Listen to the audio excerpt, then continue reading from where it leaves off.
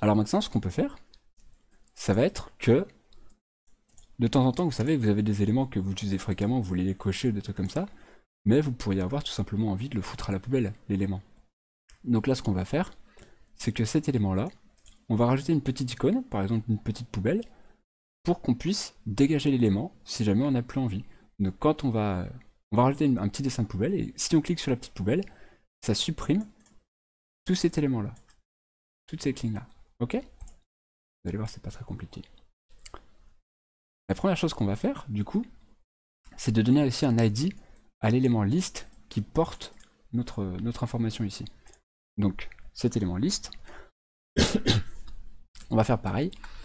On va lui donner un attribut ID, nouvel item. Hop, nouvel item. On va lui donner un nom, par exemple LI et unique ID. Ce qu'on va faire, c'est qu'on va mettre tout ça au même endroit. Ici, là et là. Voilà. Comme ça, là on met les ID, là on met d'autres paramètres, etc. Tout ça c'est pas mal. Récupère le temps. Pseudo unique.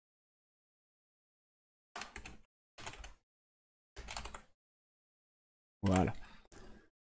Donc ce qu'on va faire, là on a une ligne, pardon, un élément de liste, un list item, qui a comme nom LI plus le fameux unique ID, une checkbox et un label. Donc ce qu'on va faire, on va rajouter tout simplement un petit machin, par exemple de type span. Alors, nouveau span. Donc pour rappel, span, c'est juste pour porter un élément inline. Cet élément il va être donc de type span. Ce nouveau span, on va lui mettre pareil, un attribut qui va être le même que tout le monde. Span, unique ID. Et dedans, il va falloir mettre du texte. Donc, nouveau span, point texte content. Pour l'instant, on va juste mettre le texte effacé. C'est pas terrible, mais vous allez voir, on va faire mieux après. Et donc là, pareil, quand on va cliquer sur notre span, nouveau span, quand on va cliquer sur le nouveau span, dans ces cas-là, on veut que item, alors, effacer, clicked. On va appeler une fonction qui s'appelle effacer clicked. Cette fonction-là, elle va faire un petit peu pareil,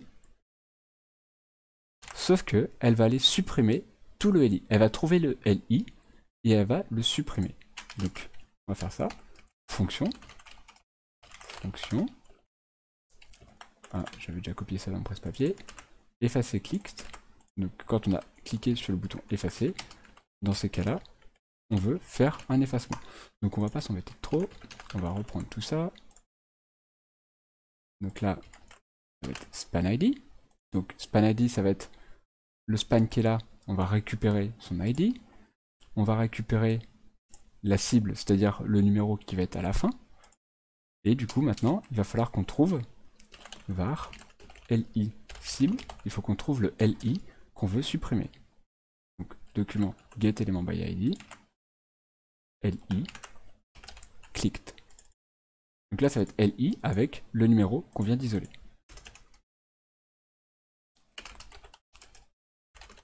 On va déjà essayer d'afficher tout ça. On va afficher l'event, et on va afficher si on arrive bien à trouver le li cible. J'aime bien faire des petits affichages comme ça intermédiaires. Je crée une liste, shopping. J'affiche aussi ma console, c'est toujours pratique. Ajouter une liste. Patate. Pour l'instant, tout se passe bien. Par contre, on voit que j'ai pas mon effacé. Il s'est pas ajouté. Pourquoi il s'est pas effacé? Pourquoi il s'est pas ajouté? Parce qu'on a oublié de l'ajouter là-dedans. Nouvelle box, nouveau label. Dans mon item, j'ai oublié de faire ajouter le span. Donc la box, le label et le span, il va venir après. On va faire comme ça. Je relance. Shopping. Ajouter une liste. Patate. Ajouter un élément. Patate effacée.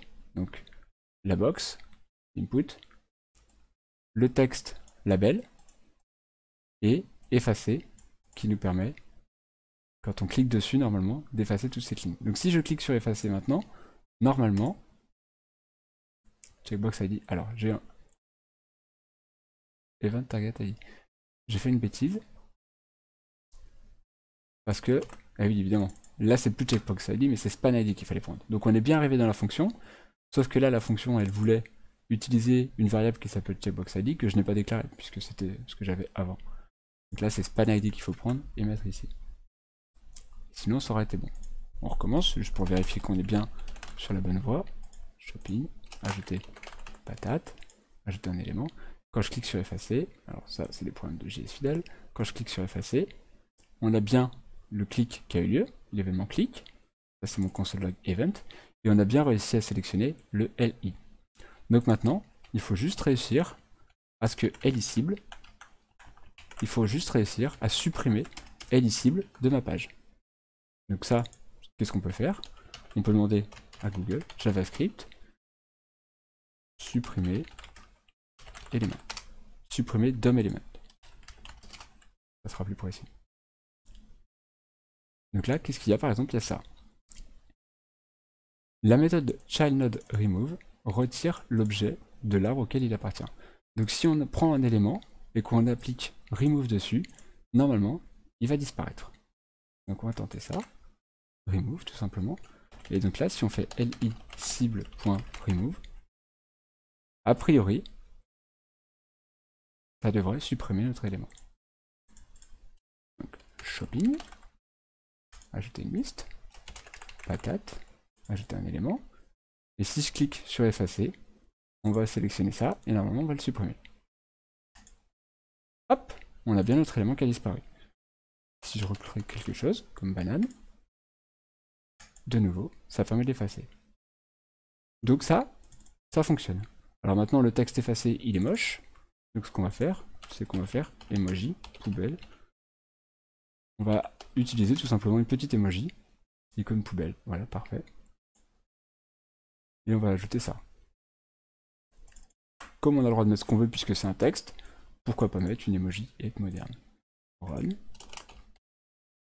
shopping, ajouter, patate, ajouter, et donc maintenant il y a une petite icône de poubelle. Donc si je clique sur la poubelle, ça va supprimer tout ça. Voilà, ça disparaît. Est-ce que pour l'instant tout va bien? Encore une fois, c'est moche, il n'y a pas de style, mais ça va être pas très difficile. Ça va être facile à ajouter après.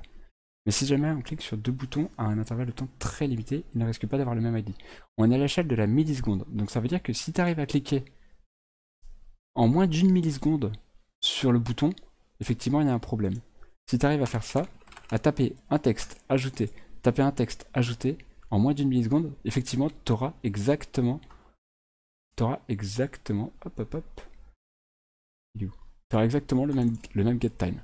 Mais là, on va chercher à rester dans un cadre simplifié, donc on va considérer qu'un humain normalement constitué, je pense qu'on est assez prudent de ce côté-là, n'est pas capable de rentrer du texte et de cliquer sur le bouton en moins d'une milliseconde. Ok?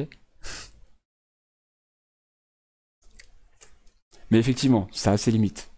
Mais on est au courant des limites, donc après on est relativement safe.